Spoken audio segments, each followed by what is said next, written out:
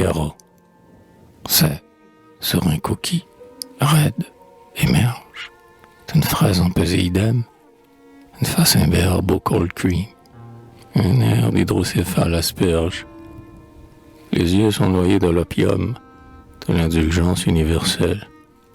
La bouche clownesque ensorcelle, comme un singulier géranium. Bouche qui va du Trousse-en-Bonde, glacialement désopilée, au transcendantal en allée, du survivant de la Joconde. Campant leur cône enfariné, sur la noire serre-tête en soie, ils font rire leurs pattes doigts et froncent en trèfle leur nez. Ils ont comme chatons de bagues le scarabée égyptien. Leur boutonnière fait bien, et puis son lit des terrains vagues. Ils vont en sustentant d'azur, et parfois aussi de légumes, de riz plus blanc que leur costume, de mandarines et œufs durs. Ils sont de la secte du blême. Ils n'ont rien à voir avec Dieu. Mais elles sifflent. Tout est pour le mieux. Dans le meilleur des mi-carrés.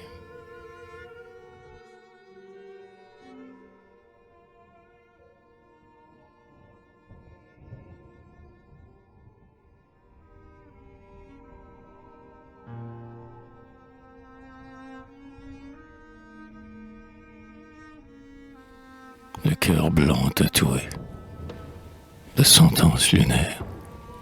Ils ont, faut mourir, frère, pour mot d'ordre et vrai. Quand trépasse une vierge, ils suivent son convoi, donnant leur couteau droit, comme on porte un beau cierge. Rôle très fatigant, tout en qu'ils n'ont personne chez eux qui les frictionne d'un conjugal onguent.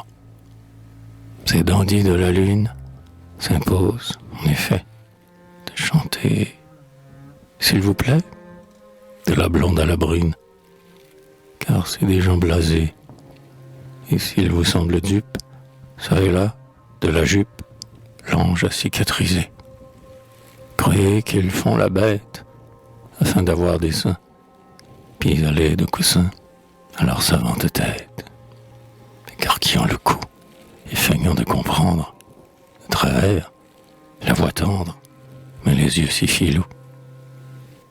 D'ailleurs, de mœurs très fines, toujours fort correct, l'école des cromelecs et des tuyaux d'usine.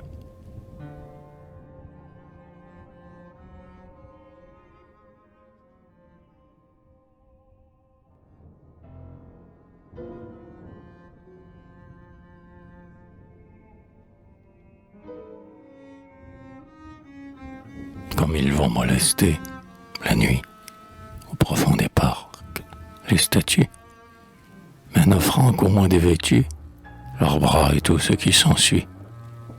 En tête à tête avec la femme, ils ont toujours l'air d'être un tiers, confondent demain avec hier et demandent rien avec une âme.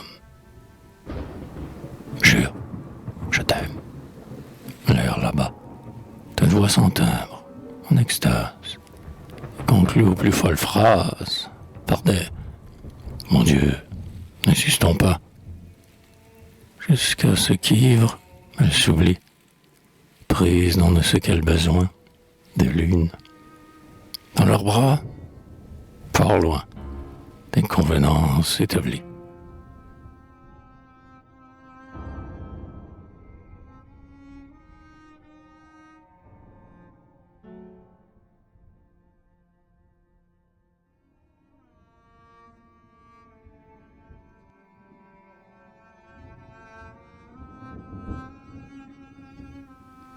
Maquillés de bandeaux, les manches, en saule, ils leur font des serments, pour être vrais, trop véhéments. Puis tumultueux en gigue blanche, beuglant, hanche, tu m'as compris? À la vie, à la mort. Mais songe, passer là-dessus l'éponge, et c'est pas chez eux parti pris. Hélas. Mais l'idée de la femme se prenant au sérieux encore dans ce siècle. Voilà, et tort, un rire aux déchirantes gammes. Ne leur jetez pas la pierre, hein, vous qu'affecte une jarretière. Allez, ne jetez pas la pierre au blanc paria, au pur Pierrot.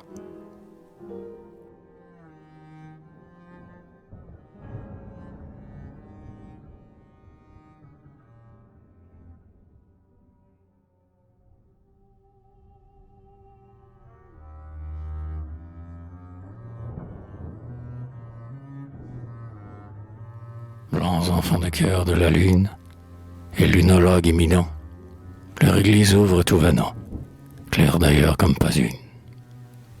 Ils disent, d'un œil faisandé, les manches très sacerdotales, que ce bas monde de scandale n'est qu'un des 1000 coups de dés, du jeu que l'idée et l'amour, afin sans doute de connaître, aussi leur propre raison d'être, ont jugé bon de mettre au jour, que nul d'ailleurs ne vaut la nôtre, qu'il faut pas le traiter d'autel, carnivore un plus immortel, car nous sommes faits l'un pour l'autre. Qu'enfin, et rien de moins subtil, ces gratuites antinomies, au fond de nous regardant mis, l'art de tout est ainsi soit-il. Mais que, cher frère, je beau rôle de vivre de but en blanc, mais du temps se battre les flancs, de hausser à tous les épaules.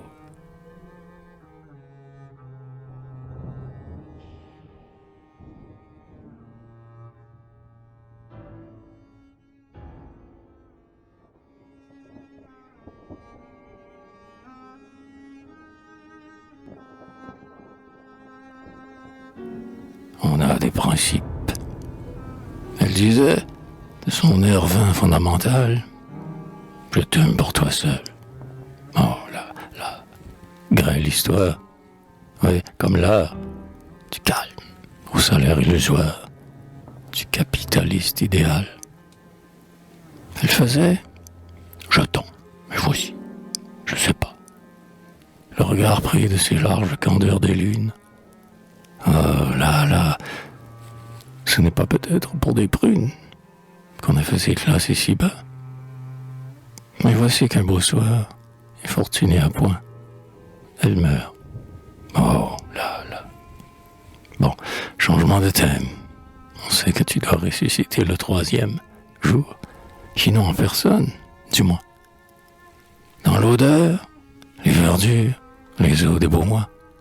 Et tu iras, levant encore bien plus de dupes, vers le zaïmph de la Joconde, vers la jupe. Il se pourra même que j'en sois.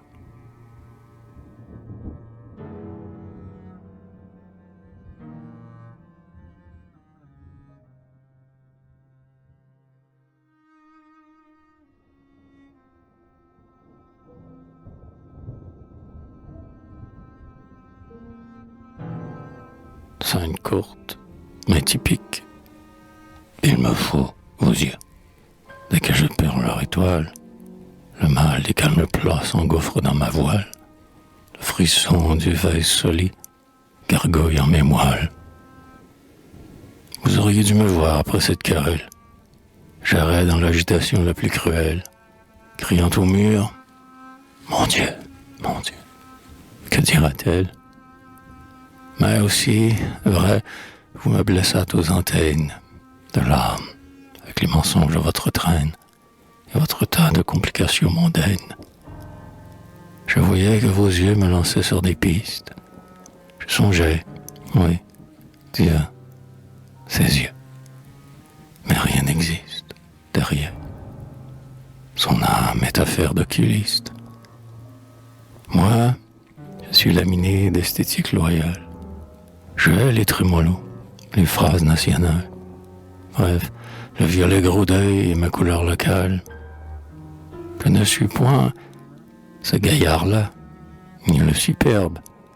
Mais mon âme, qu'un cri un peu cru exacerbe, est au fond distinguée et franche comme une herbe. J'ai des nerfs encore sensibles au son des cloches, et je vais en plein air sans peur et sans reproche. sans jamais me sourire en un miroir de poche. C'est vrai, j'ai bien roulé. J'ai râlé dans des gîtes.